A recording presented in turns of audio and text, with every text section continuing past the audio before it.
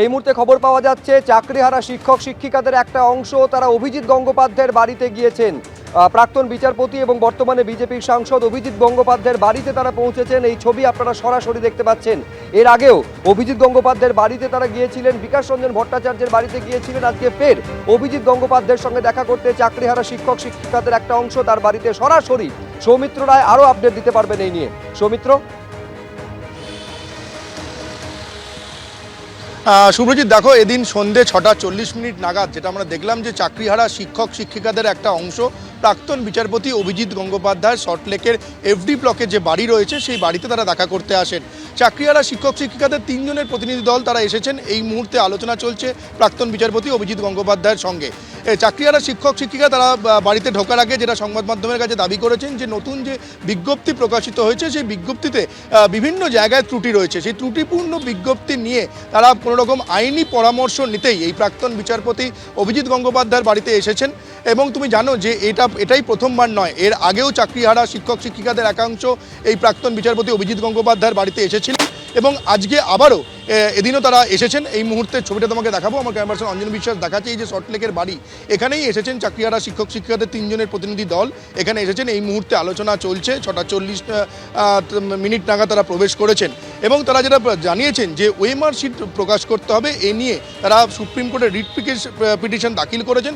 সেই বিষয় নিয়েও অভিজিৎ গঙ্গোপাধ্যায়ের সঙ্গে আলোচনা হবে।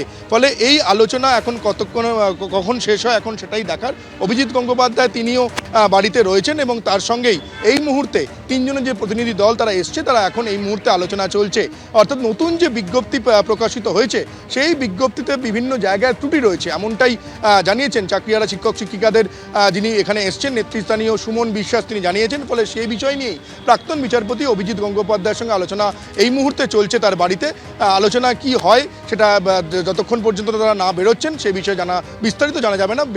আলোচনা সেরে বাড়ি থেকে বেরোনোর পরই জানা যাবে যে অভিজিৎ গঙ্গোপাধ্যায়ের সঙ্গে কি আলোচনা হলো এবং অভিজিৎ গঙ্গোপাধ্যায় তাদেরকে কি আইনি পরামর্শ দিল, তারা আগামী দিনে কিভাবে তারা এই আইনি পদক্ষেপে তারা এগিয়ে যাবেন সেটাই এখন জানা যাবে। সেটা দেখা তুমি নজর রাখো সৌমিত্র। অর্থাৎ আজকে যে বিজ্ঞপ্তি প্রকাশিত হয়েছে স্কুল সার্ভিস কমিশনের তরফে, পরীক্ষা নির্ঘণ্টও প্রকাশিত হয়ে গেছে, তা নিয়ে একাধিক জায়গায় ত্রুটি রয়েছে বলে তারা মনে করছেন, যার জন্য আইনি পরামর্শ করার জন্য প্রাক্তন বিচারপতির সঙ্গে এই মুহূর্তে 3 জন চাকরিহারা শিক্ষক শিক্ষিকারা তারা কথা বলছেন।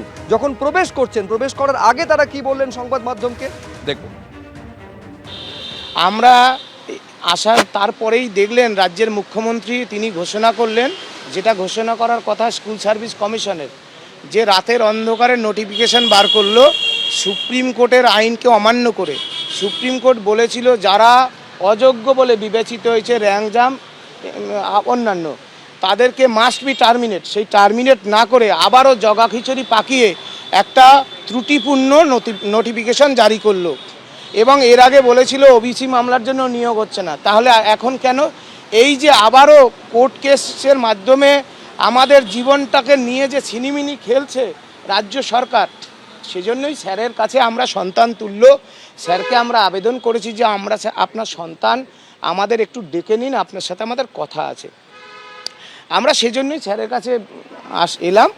কিছু নিশ্চয়ই তিনি যদি আমাদের সন্তানের মতো আমাদের যদি কিছু পরামর্শ দেন, আমরা সেটা মেনে চলবো এবং কিভাবে এই আমরা আগামী দিনে পথ চলবো তার অভিভাবক হিসেবে তার কাছে এসেছি।